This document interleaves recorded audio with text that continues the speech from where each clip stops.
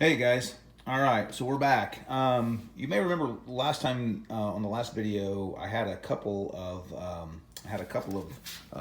logs sitting here like this one, right?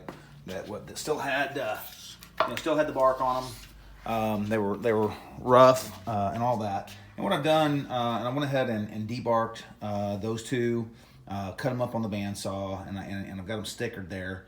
But I'll kind of take you through doing those things on this rough log that I still have here, right? We'll debark it. We'll cut the first layer off here on the bandsaw, excuse me, and then we'll go ahead and cut it down into slabs after that.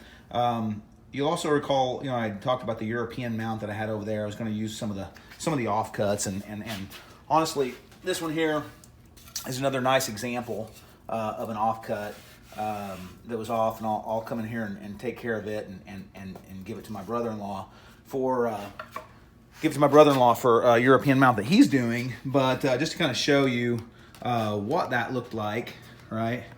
There's the finished product on it. You can see that rough piece of walnut there, and the head mounted with the hardware. So I think it turned out nice, and like I said, that was just a nice I don't know, side product, right, of getting this lumber milled out of these rough logs. So what I think I'll do, and I'll pull one of these boards up and show it to you. But what I think I'll do is show you one of the 1-inch slabs that came off. I cut all those that you see behind the rough log that are stickered there. I cut all those into 1-inch slabs. We'll let them do their cupping and bowing and whatever they're going to do. Looks like 3 or 4 of them are relatively flat still, but one of them's cupped a bit, and that's the reason I went ahead. I think I'm going to be using maybe 5/8 to 3/4 inch wood on this mantle clock, and so that'll give us plenty of stock to take down, reflatten, and be ready for a final product. So, at any rate, without further ado, I'll show you one of the 1-inch slabs, and then we'll debark this rough log, and then I'll show you. We'll run it through the bandsaw and mill it down. And again, it still be rough, right? We won't final dimension it yet, but we'll do that, and then I'll sticker those. We'll let them acclimate to the shop for a little bit, and we'll go from there. Now, one thing let me address real quick here before I do that though, is that this walnut tree, this walnut period, right? I got a whole stack of it out there, but this walnut has been down for about 4 years. Okay, now I've got a moisture meter and I can stick it on there, but this stuff is as dry with a moisture meter on it. It's nearly as dry as what I would bring here from Home Depot or Lowe's, right? And so the point is, this stuff's about ready to go. If you're working with greener wood than this, you'll need to follow normal guidelines and procedures there. But this wood's been down for a little over 4 years.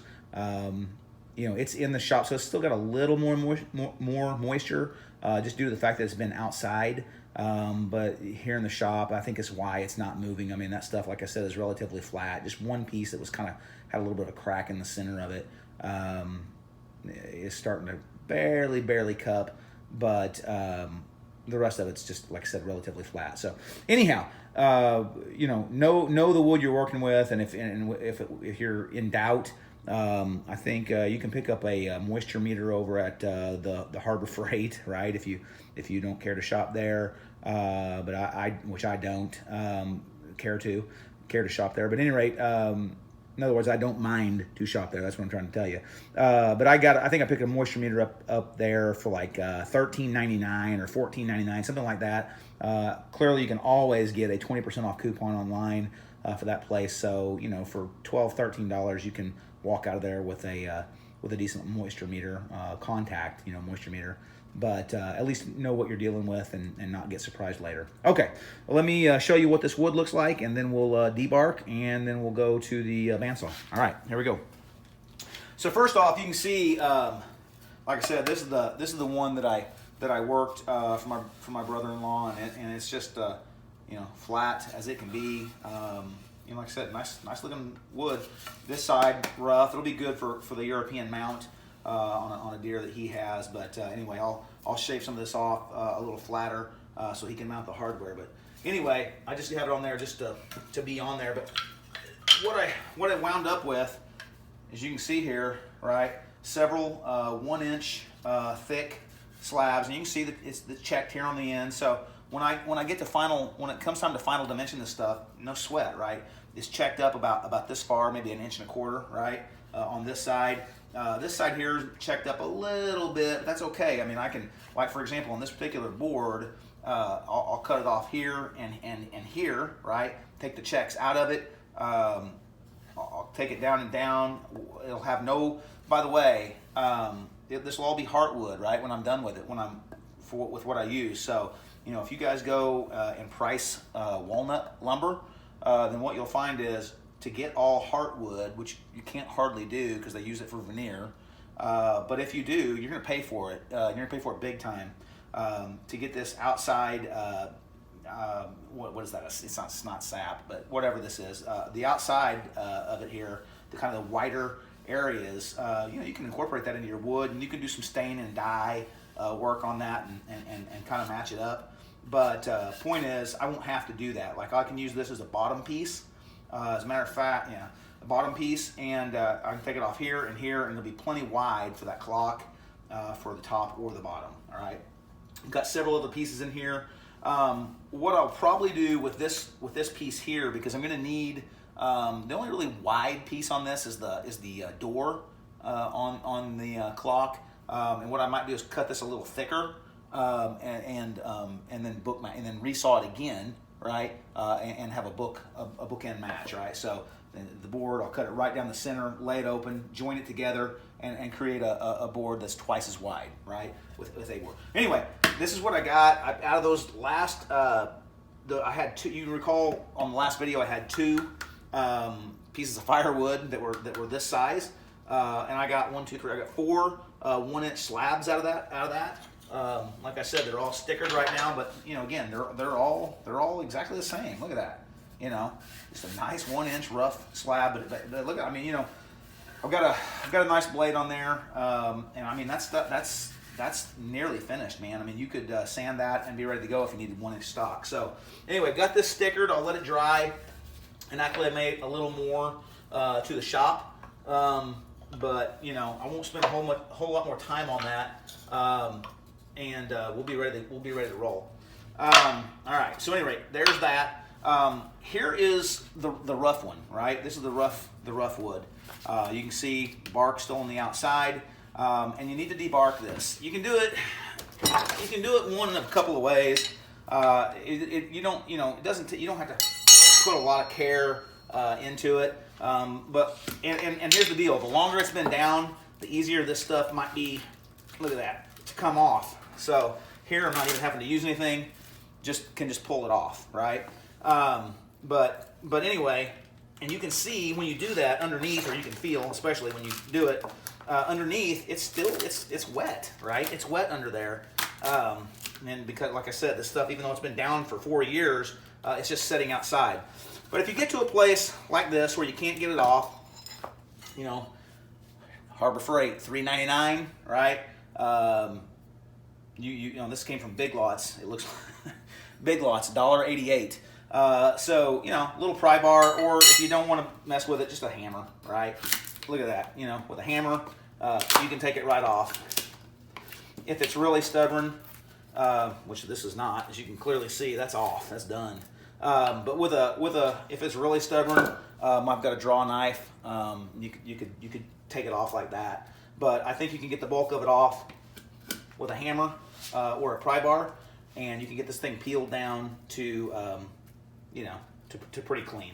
So there it is. Now this maple, as you can see, is a little stringy and hairy underneath. I just peel off the best I can. I don't really worry about it. It's going to dry, like you can see. Look at that. It's going to dry up anyway over just a couple of days. But that's it, right? So debark it, and then we'll be ready for the bandsaw. All right. Hang on. And what I'll do here, let me get this repositioned. There we go. And there we go. All right, so what I'll do is, and this is I've got the, I think it's an 18 inch, I don't recall, no, it's 17, you can see it up there. So this is a Grizzly, right? It's the 17 inch G0513X2. Anyway, love this thing. As you can see, it's got the resaw fence on it, which is super nice. And then right now, I have a resaw a resaw blade on there. Okay, but other than that, that's just a standard standard bandsaw. So let me make sure I got you positioned here. Okay, and so from here, what we'll do is I'll just we'll get this thing fired up, and we'll resaw this board, all right, or these this lumber. All right, hang on. Let me get my machine plugged in, which I probably should have already done.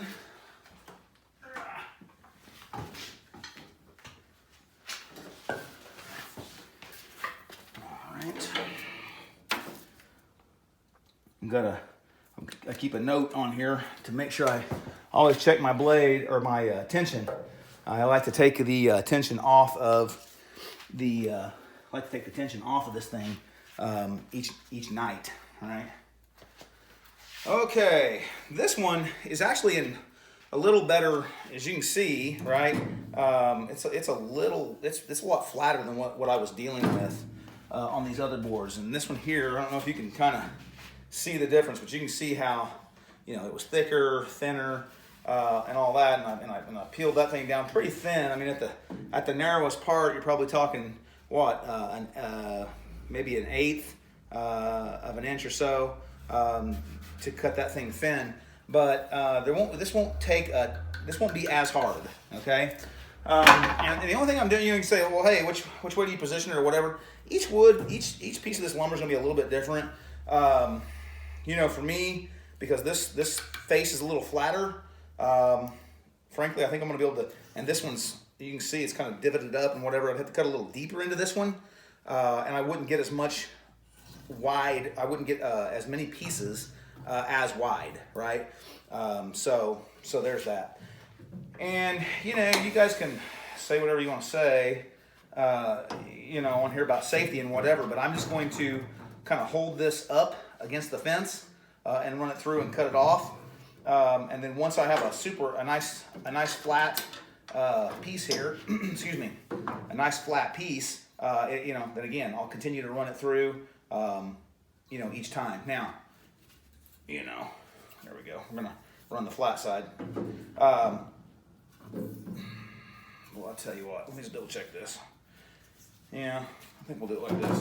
And I'll keep the flat, and rather than run it up here on the crest, I'll run it where I've got the most purchase here on the bottom, right? But I'll push it up against the fence. I'll run it through. We'll peel this piece off, set it to the side. Then we'll kick this thing out and go about 1 inch. One thing I always do, and so this will curb my talking, but one thing I always do is wear a respirator, all right? This stuff, whatever. I mean, you can do what you want to do, but I don't want to breathe this stuff in. It's super fine. Even with a respirator, I'll be coughing for a day. So wear your respirator, get your eye protection on, all that stuff, right? Safety, safety, safety. But here we go, all right?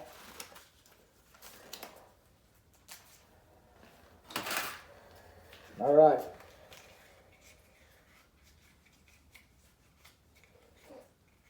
Here we go.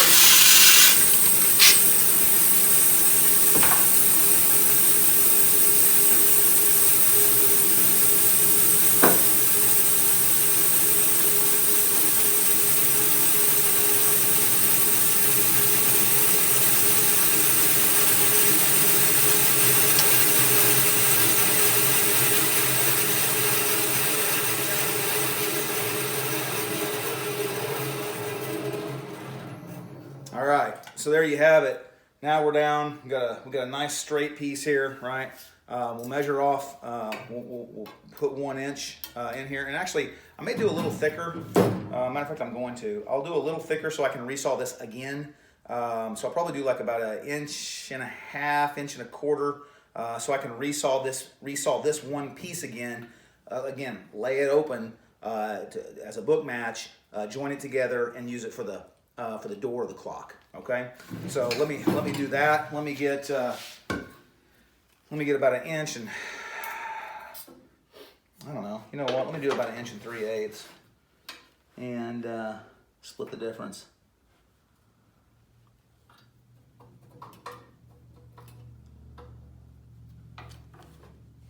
Perfect.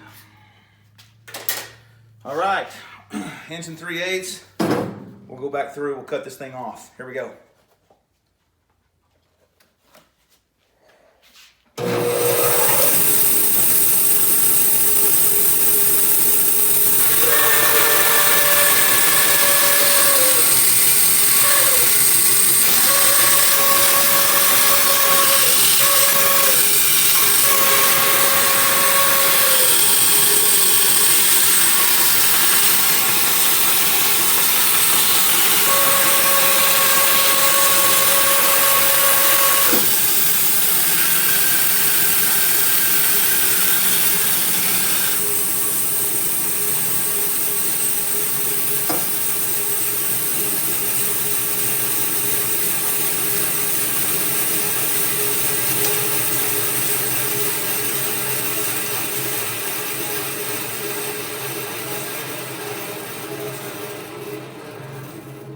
Now clearly I don't normally stop between every piece, right?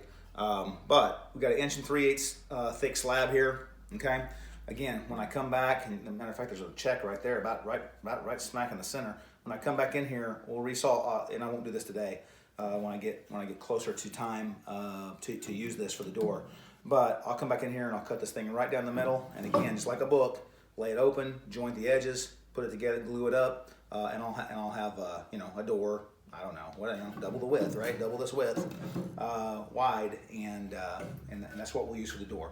I'll cut. I'm gonna go back down to about 1 inch. I'll cut another one, probably 2 pieces off, and then this last piece. So I'll have two more usable small pieces for maybe a rail and style or something like that later. But I'll get 2 more pieces out of this, and then 1 piece of waste, and we'll be good. So let me fix.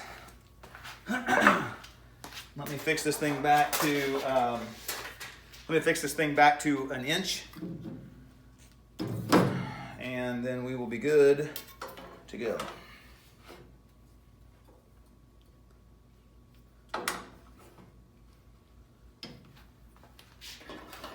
All right.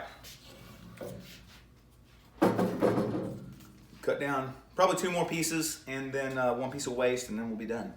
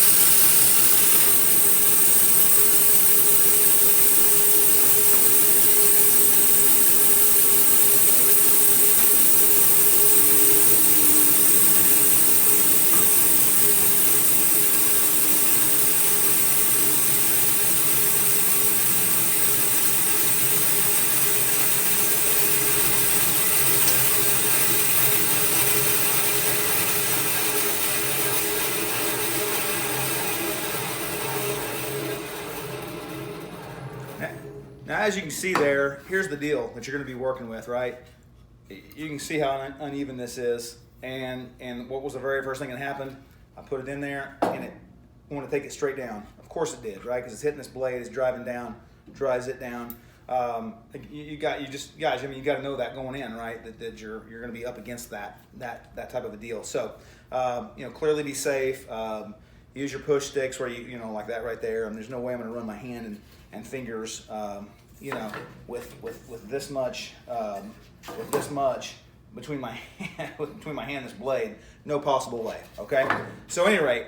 We got, this piece here, whatever. I could probably get, like I said, a rail or a stile out of this. But this one here, it's going to be a usable piece, right? Again, when you think about the base of this clock or the top of this clock, it's not very deep, maybe 3.5, 4 inches. Definitely be able to get a usable piece or two out of that, depending on how thick we go. If this thing is half inch, right, or a little over 3/8, right, something like that, I'll be able to resaw this thing down again and go 2 pieces, get top and bottom, whatever. So that's what we got down to. I'll put these on the ground. I'll sticker them. I'll put them on the ground. I'll put the stickers on them. I'll let them dry a little bit. I will tell you, again, this thing's been down, like I told you, 4 years. There's a good amount of moisture in here. You can feel it. If I had my moisture meter here with me, I'd put it on it and show you. But this is kind of wet. So we'll let it do its thing over the next few weeks, right? I mean, I'm not worried about it past that because again, the bulk of the moisture's out. And a few days in here will do it wonders. But at any rate, that's the deal. By the way, I might just one other thing I'll probably tell you is this. So I got this wood. Again, this was firewood, like I told you. And this wood, I bought a rick of wood, which by the way is 4 foot tall by 8 foot wide, by the depth of however long your cuts are, 16, 18 inches, whatever people do in your area. A rick of firewood, if I wanted to get a full load of walnut, for example, $50, right? And that, by the way, that's delivered and stacked where I want it. The hedge I showed you to use for mallets is a little more expensive. Burns hotter, that's the only reason, right? Burns hotter. I don't know. I just wanted it for mallets. Other than that, I would have got a whole load of walnut. But I guess my point is this: if you are working, if you're newer to woodworking, especially, and you're still doing all your projects in pine or whatever's cheap in your area, but you haven't yet got to work with some nice wood, right? To see, hey, how do I like oak? Do I like walnut? Hickory? Do I like maple? Is it fun to work with? Or does it smash down like pine does? I'm not knocking pine. I made a lot of stuff out of pine. But I've got a Morris chair over here that's going to be completely pine. But anyway, if you are looking for a cheap, easy way to work with several different species of wood, relatively cheap. I mean, like I said, I can get a load of oak, get a load of maple, and get a load of walnut. Doesn't matter. $50. And again, this may not be ideal for some of you guys. I mean, I'm not trying to build tables out of it or you know what I mean, a bed or something. But if you're looking for small projects, boxes, that sort of stuff, or like in this case here, a mantle clock that you could pass down for generations, this is a great way to work with some wood that might be expensive for you to buy otherwise. I'll just tell you, and I mean, I've got some poplar back here. I've got some oak up here. If you were to go buy, a piece of oak, I mean, like I said, for that load for $50, I get the entire load and I can mill out literally hundreds, several hundred boards. Listen, you couldn't even complete, 2-3 mantle clock projects or box projects for that same price. I'll be able to do several hundred of them by putting in a little time and I just think it's fun. Okay, so anyway, so that's that. I'll sticker these things. We'll let them dry, and I'll be back with part 3. We'll actually start laying out pieces in here, rough them out, and get these things ready for final dimension and thickness and all that stuff. So thanks again. We'll see if you like this. Give it a thumbs up so I know I should continue. Otherwise, I'll just quit filming all of it and I'll do my thing and cut my time in half. All right. Thanks so much. I'll see you next time. Bye.